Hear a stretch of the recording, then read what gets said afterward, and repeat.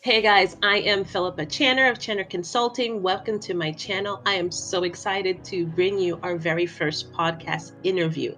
And today I am bringing to you a guest who is an expert in helping her clients develop their authentic voice when communicating with their audience, as well as using that authenticity to create a lead magnet that really connects with their audience and draws out valuable information that they can use to make a good connection.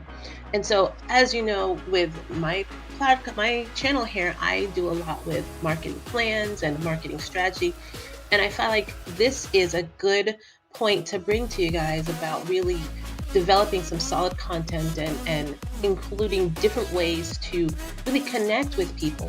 And so this is a great resource to consider for adding to your own marketing plans and marketing strategies for your small businesses. So if you've ever considered developing a lead magnet and just don't know where to start, this is going to be a great episode to listen to. You're going to get some good knowledge and some unique ways to connect with your audience through a lead magnet. So I hope you enjoy. Thanks for watching.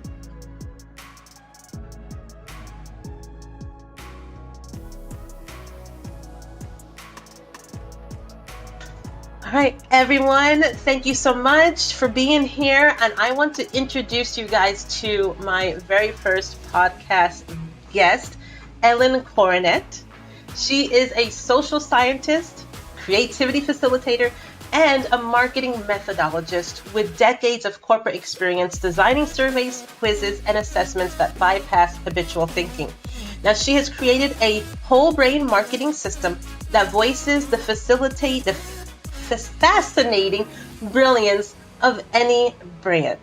Her philosophy is that combining your brilliant brand voice with gamified custom quizzes supercharges relationships that fuel sales and customer retention. Now, Ellen has mastered a way to broadcast a direct connection between this brilliant brand and the untapped audience and client bases. Now, since Ellen's system and tools facilitate the collection of opinions that cut through expected answers to explain and predict behavior, the result is real engagement that produces warm leads and repeat buyers. And I find that is so fascinating. I've learned firsthand just how brilliant this experience can be. And I wanted to start this interview today by taking a quote from your website and to kind of dig a little deeper into this. So on your website, you stated, brands often immerse themselves in marketing to generate sales. What if executives, entrepreneurs, and professionals are really here to share our human spirit, possess passions, and creativity? What if, as we do, we exchange more value for value, organically, easily, and authentically? I think that is so powerful. So tell me, what inspired that quote? This came out of a really year-long intensive look into what my real mission is. What is it that gets me just so mad? I just want to stop it in its tracks and, flip everything around and go, go, go. And I have to give some credit to the Red Elephant Coaching University, because a lot of their philosophy really helps you to just scrap the wrong kind of game playing and really get down to what fuels you, what do you really want. And in the corporate world, which I was for a long time, everybody gets put in boxes. You put your customers in boxes. You put your, managers in boxes. They put you in boxes. You put your colleagues in boxes. Everybody's got a role to play and a certain way to do things. And, forget about really being yourself and all of you and all of your brilliance showing up to create something new.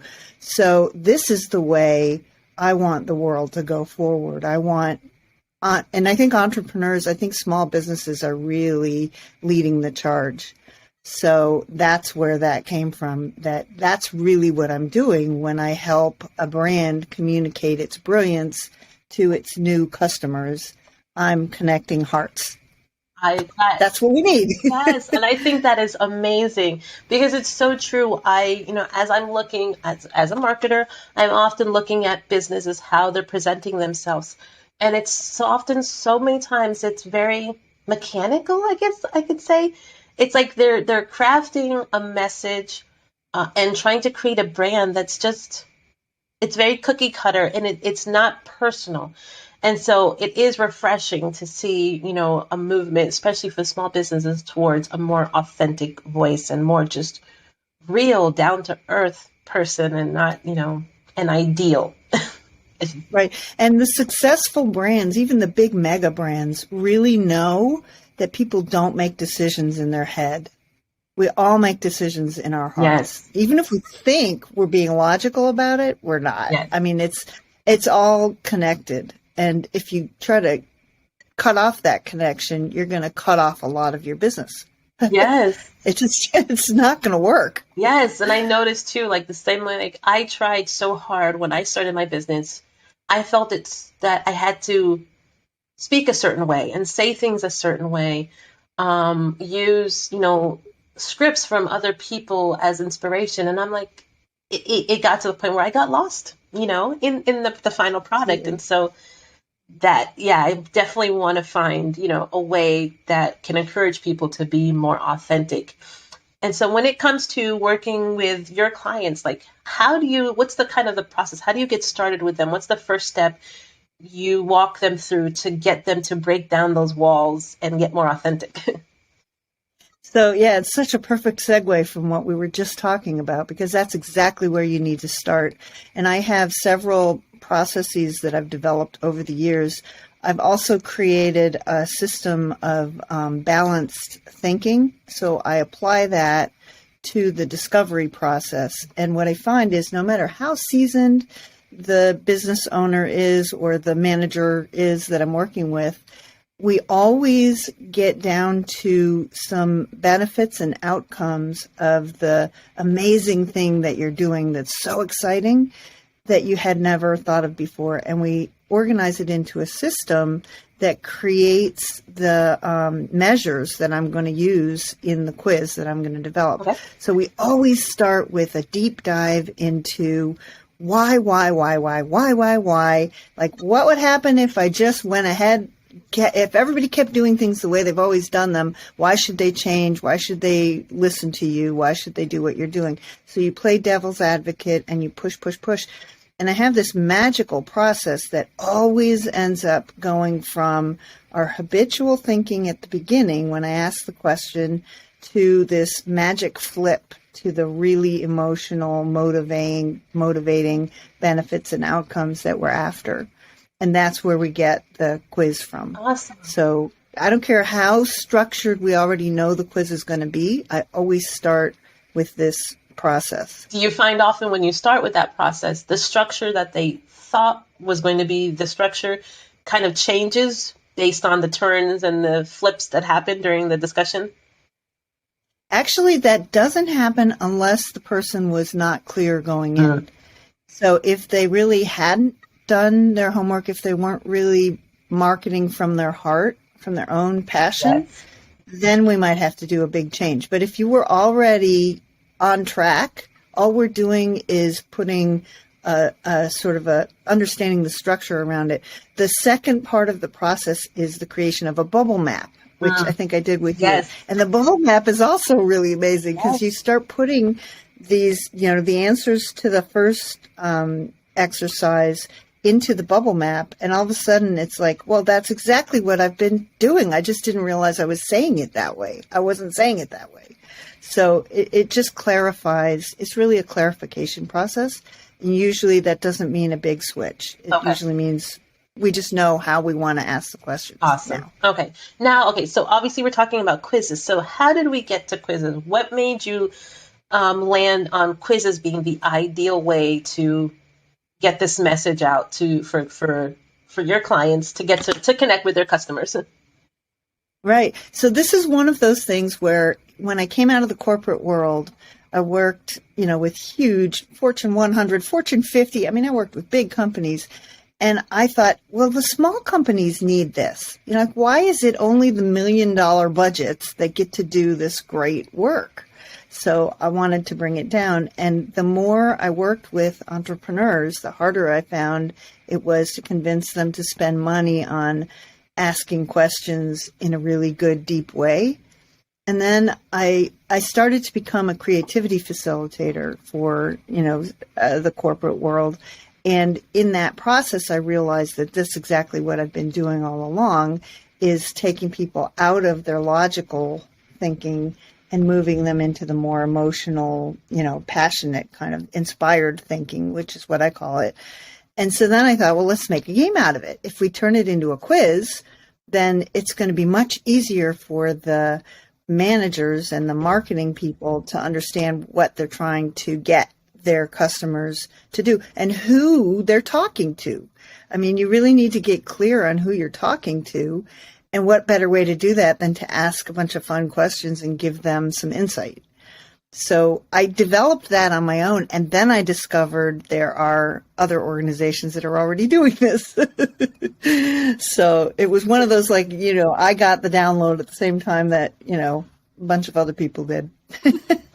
Perfect. Now, how does one, once we go through this process and we develop a solid quiz that resonates with the company, the brand, and is asking the right questions, what then? Like, what should a customer do with that quiz? Where should they put it? How should they get people to know about it? Yes, and that is probably the biggest sort of roadblock that a lot of my clients have. So there's several different ways you can use quizzes or assessments, which is really like the big brother to a quiz. Yeah. So an assessment would be like a Myers-Briggs, personality typing, or a lot of people like, Enneagram, and there's so many. There's the DISC method, there's bank, there's tons of them. And basically, at being a social scientist who has been in the applied business world, for so many decades, I already know how to create those algorithms.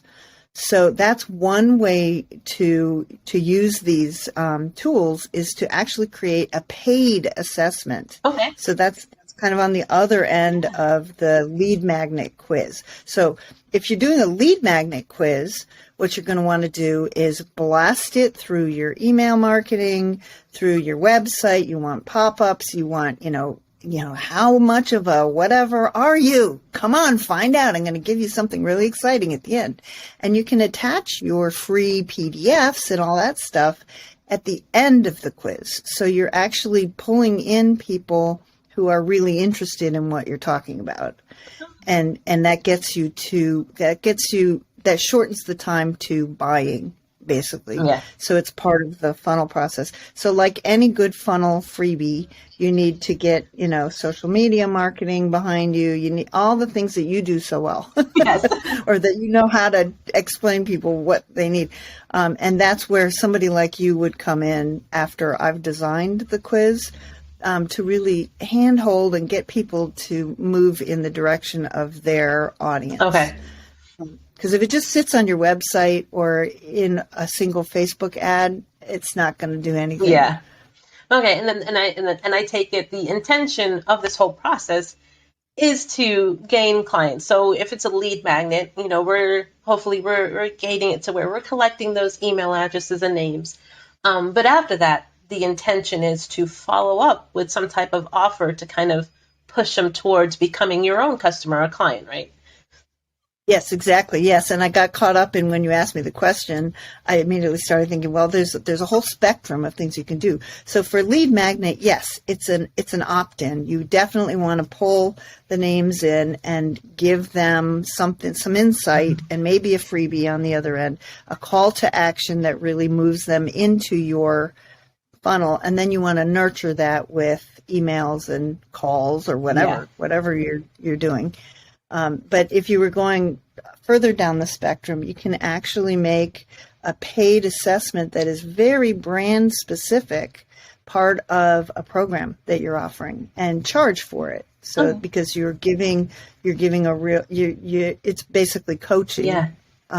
And then you give them, how do you deal with these results? What do we do with this as we go forward? So, for instance, I have a lead magnet quiz that you helped me create for marketing plan development, helping, people understand, specifically business owners understand currently, are they in the position to where they need to develop a solid marketing plan?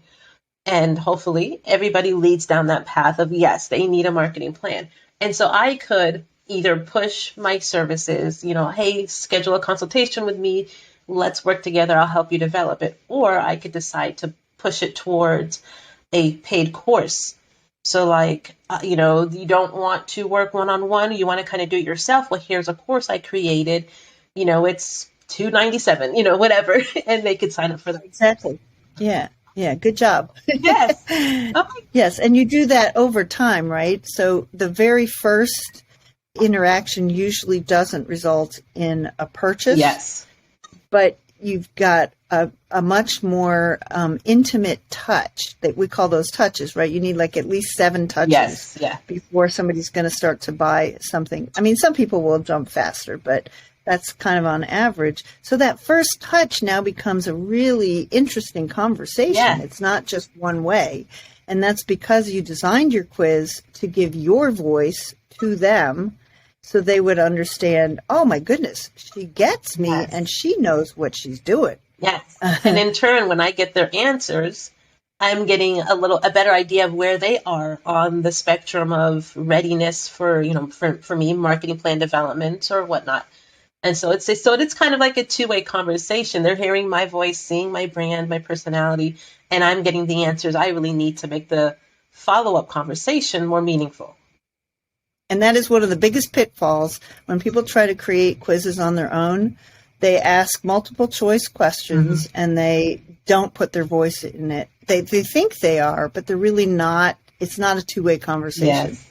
And that's what you've bypassed by doing it right. Awesome.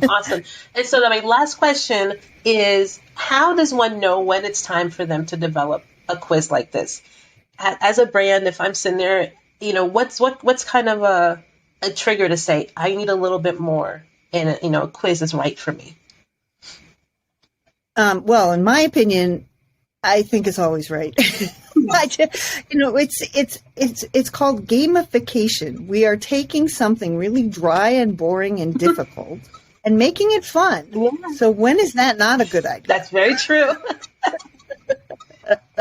But and really you can do many levels of quizzes, and you can work with someone like you or me, in many different ways. So I mean, we can just help clarify and get it started, so then they can create something very simple. But usually it turns into a tool that helps you really move people through to where you want them to go. So I don't care where you are in the process.